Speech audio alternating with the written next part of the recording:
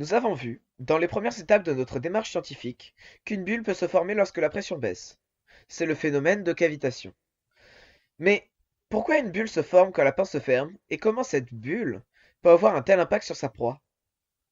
Notre hypothèse est que lorsque la pince se ferme, une baisse de pression permet la formation d'une bulle de cavitation qui envoie un jet d'eau qui tue sa proie. Pour tester cette hypothèse, nous avons d'abord fait appel à un physicien du XVIIIe siècle, Daniel Bernoulli.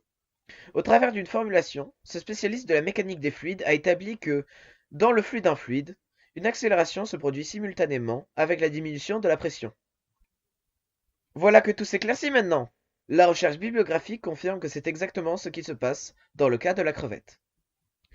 Tout d'abord, lorsque la crevette ferme brutalement sa pince, elle expulse de l'eau à grande vitesse, 20 mètres par seconde, soit près de 70 km/h.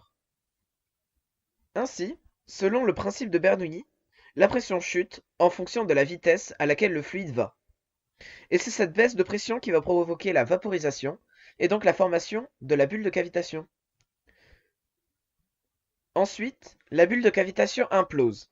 La température de l'eau monte alors brièvement à 4700 degrés Celsius, ce qui est la température du Soleil, et une détonation d'environ 220 décibels retentit. C'est quasiment l'équivalent d'un volume sonore de 2 avions au décollage. L'implosion génère un jet d'eau très rapide, 30 mètres par seconde, soit près de 100 km/h. Notre hypothèse est donc validée et on comprend mieux sa redoutable efficacité.